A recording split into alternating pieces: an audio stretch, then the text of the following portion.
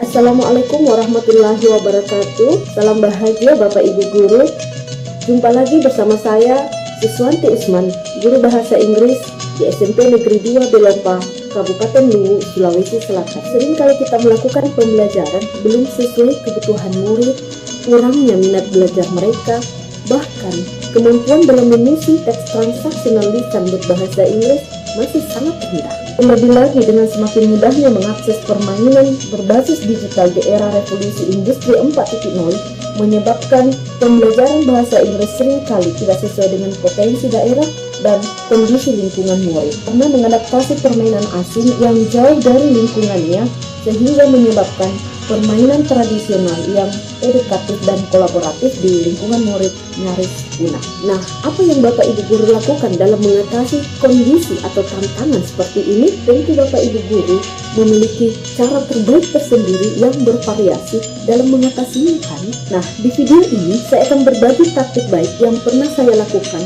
dalam mengatasi kondisi atau tantangan ini dengan mendesain dan melakukan pembelajaran berdiferensiasi dengan judul praktik baik Having Fun English with Toko Diam. Nah, bagaimana keseruannya? Yuk simak video berikut ini.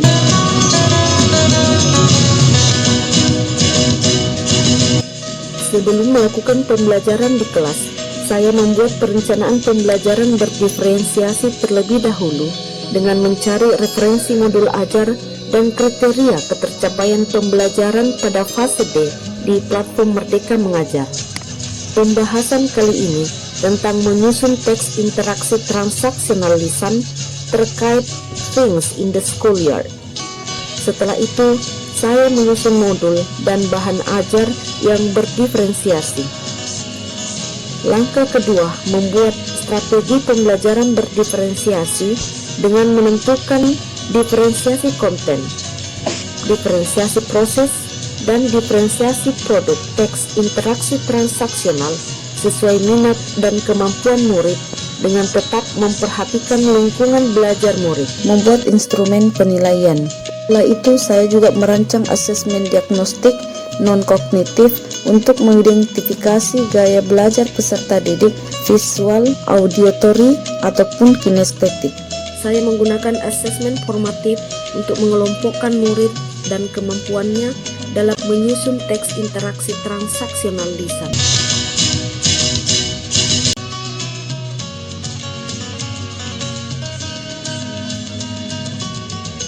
Sebelum memulai pembelajaran, maka saya membagikan lembar asesmen diagnostik untuk mengidentifikasi gaya belajar serta kemampuan dalam memahami materi. Berdasarkan hasil lembar asesmen diagnostik yang telah saya bagikan, 7 murid memiliki gaya belajar visual, 5 murid memiliki gaya belajar auditori, 9 murid memiliki gaya belajar kinestetik, 10 murid memiliki gaya belajar visual auditori, dan 11 murid memiliki gaya belajar auditori kinestetik, dan 29 murid yang memiliki kemampuan rendah dalam mengidentifikasi pun menyusun teks transaksional lisan terkait benda-benda yang ada di lingkungan sekolah.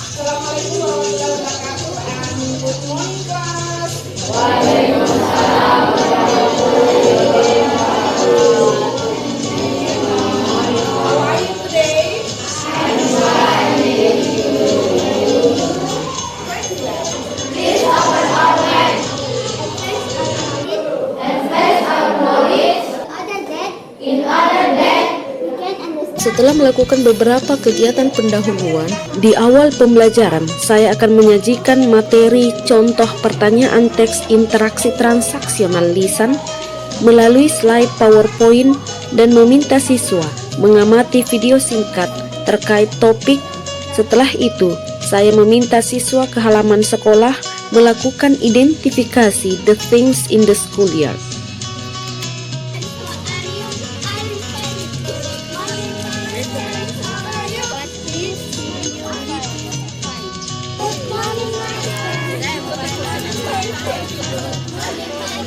Di dalam kelompok heterogen, murid dengan kemampuan baru berkembang diberikan materi fungsi sosial, language feature, dan unsur kebahasaan, serta contoh teks interaksi transaksional yang mudah. Murid dengan kemampuan cakap diberikan materi yang sederhana.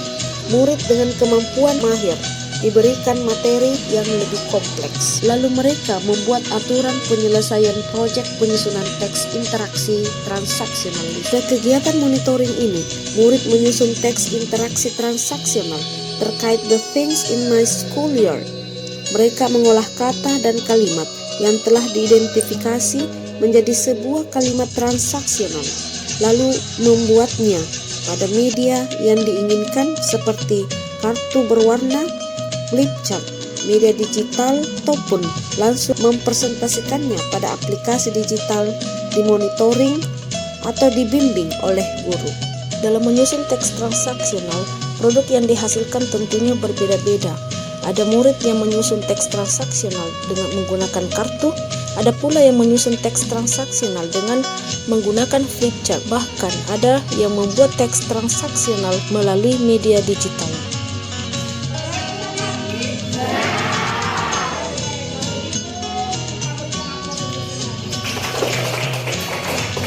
Pembelajaran berdiferensiasi yang dilakukan di kelas sangat membantu siswa dalam memahami teks transaksional tentang benda-benda yang ada di halaman sekolah. Apalagi dikombinasikan dengan permainan tradisional yang sangat dekat dengan lingkungan murid. Mereka sangat antusias belajar sesuai gaya mereka. Hal ini menginspirasi saya untuk melakukan pembelajaran berdiferensiasi pula di kelas. Semoga video praktik baik ini bermanfaat dan dapat menginspirasi Bapak Ibu guru hebat dalam memajukan pendidikan. Wassalamualaikum warahmatullahi wabarakatuh.